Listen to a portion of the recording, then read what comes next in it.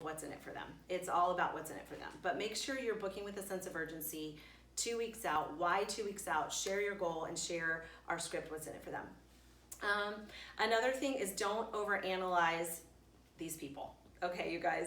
I mean, we can look at this list and you can talk yourself right out. Like, oh, she's getting married. She is like busy at work. She's got a hangnail. I mean, like, I'm being silly, but like seriously, we will overanalyze it. Don't overanalyze it. You never know. When I was booked for a facial and booked for this opportunity, my recruiter's twin sister was like, don't call Kelly. Oh my gosh, don't. We have to see her again. And those are sometimes the hardest people that aren't like best friends, but acquaintances. You'll see them again. And I'm so glad she didn't listen to her twin. My life would be completely different. So don't overanalyze it.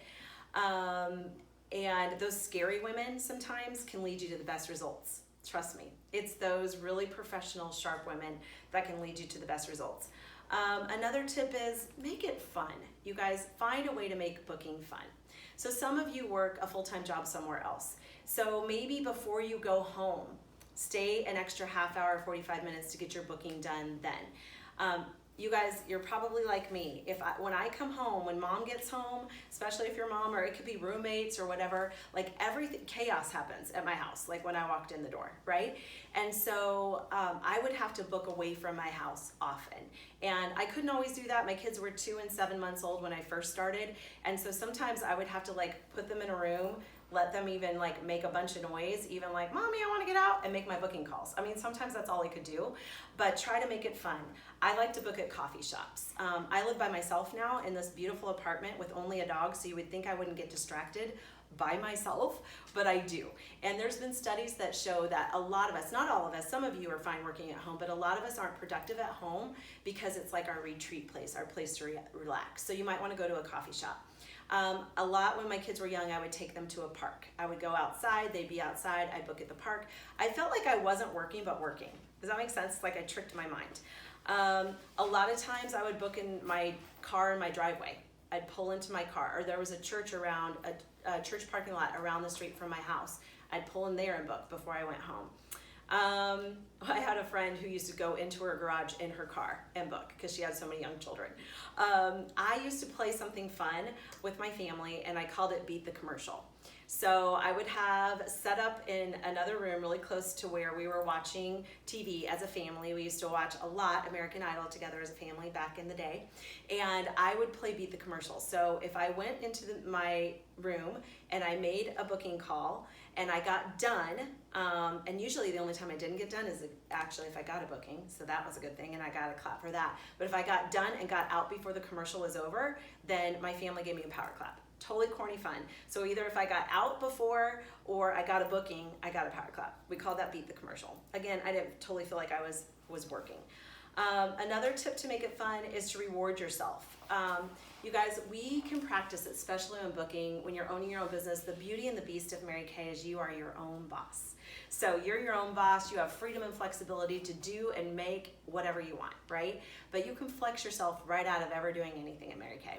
And so we practice a lot of what I've learned, somebody else called it this, and it's so good, creative avoidance, right? Like, I'll make my booking calls after I do the dishes, as if the dishes are gonna get up and walk away if you don't make booking calls, right? Or like, I'll make my booking calls after I clean this, or after I go talk to the kids, or after, so that's what we call creative avoidance. And you guys, you can plan to book all week, and like that happens on a Monday.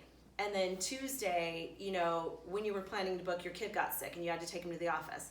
And then Wednesday, like, and pretty soon, I remember being like on a Sunday when I wasn't working my Mary Kay, and I'd be like, oh, I'm gonna make 20 booking calls. No, you're not. You know what I mean? Like, you're not gonna make 50 booking calls on that day. So that's called creative avoidance. So practice what's called delayed gratification. That is not something in America we like, right? We want to get on the treadmill for 3 days and see results. We want to start an eating plan and see it in the first week. You know what I mean? So, but delayed gratification it's the law of the harvest. It's a biblical principle. It's what works. You know, the law of the harvest is you reap what you sow, you reap greater than you sow, thank you God, and you reap later. You reap later than what you sow. You may sit down to do these and the results may take a little bit to show up. So practice delayed gratification. Another tip for me is prayer. I always sit down and just say a little prayer, like, Lord, you know the results I need in my business. Please help me to get the dollar signs out of my eyes, the anxiety to go away, and just to have the courage to pick up these phone calls. Please, whoever's supposed to answer, say yes, and help me to have the courage. And you guys, my scripts aren't always perfect. I think sometimes people booked out of pity, like, oh my gosh, settle down. Like, you're like, like I was like, they're like, we'll book, it's okay. So have your date book ready and highlighted so you know when you're holding appointments. And then I would really suggest that you have a booking bag. So a bag that you can always take with you. It's right by the door, and in it, it has your list of people to call, their names and numbers. It has your date book ready and filled out. It has your scripts. You guys, I still have my scripts to this day. It's like a safety net. You know, it's like they're there, I won't forget them, and I have them memorized. Your phone charger, that can be a big one. You don't want to be without a phone charger and want to be booking, but that allows you to be, if you're in traffic or you do have to go to the doctor's office, you can book there. You have to stay late at work, so always take your booking bag with you. Try not to make your scripts too perfect. So you do want to have some ums in there, some pauses in there, some ups and downs in your voice inflection like you would normally talk. If you're having problems with that one, I really suggest you role play with your sales director, and she will be your coach and she'll help you. As you get better at booking, another tip would be to try to mirror the person on the other end of the phone. So in other words, if she talks real fast, you talk real fast. If she talks slowly, you talk slowly. That's called mirroring them. And don't worry about this in the beginning. I don't want you guys to be too caught up on it, but as you start to do it for a while, if you contact a woman that talks real slow and sweet, and you're naturally a type of person that's like, hey, what's up? She might be like, oh my gosh, and vice versa. Okay, so you kind of want to try and mirror what she says, and always have enthusiasm. Enthusiasm, the Greek root, means God within. So I don't mean enthusiasm has to be like, you don't have to be a cheerleader, rah-rah, like, hey! I mean, you may be, and be yourself, that's great. But if you're more calm, you can still have passion and enthusiasm without being like rah-rah. So that's not what enthusiasm means. Make it easy for her. So I really believe, and you guys are going to hear differently. So you're getting training from me. So follow what I say for now. And that is that I'm under the school of thought that especially if it's an acquaintance or a referral or somebody you don't know very well, make it really easy for her to book. And don't give her too much like to be a hostess in the beginning. Okay? So in other words, use our script, get her booked. All right? Then try and turn it into that she can bring friends with her, but make it real light and breezy, almost like it's a gift for her to get to bring friends, okay? Because I'm going to tell you guys why. Sometimes people have had a negative Mary Kay experience, and they've had a really pushy salesperson, or they've had a really bad facial. Doesn't happen a lot, but it does happen. Or they've had a pushy or negative direct sales. It may not have even been Mary Kay, but they have a bad taste in their mouth over being a hostess. Also, if you barely know the person, sometimes she's not going to be real motivated to bring her friends to you because she doesn't even know you yet. You know what I mean? Like, I don't know. And she's not going to be as motivated for free product, which is what being a hostess gives you, if she hasn't even tried the product with you. So when you book her, get the schedule, get it down, even if it's tentative, and then go on to say, you know what, Sarah, I know you barely know me.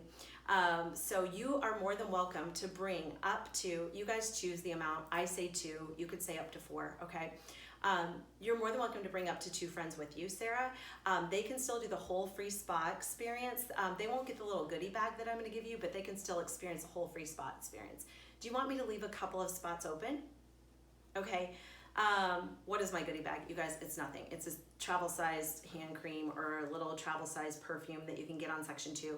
Or if I'm out of that, I give them a chocolate bar, like for $1, seriously. So it doesn't have to be like crazy with samples. Like it doesn't have to be crazy in there, but don't get hung up on stuff like that. Like what goes in a goodie bag, whatever you want, okay? You can put dollar store items in a goodie bag. It's just fun. So, so that kind of gives them like, oh, I can bring friends. And it also lets them know if you're double booking, like I'll leave a couple slots open. For me, that lets people know I might have more people there, okay?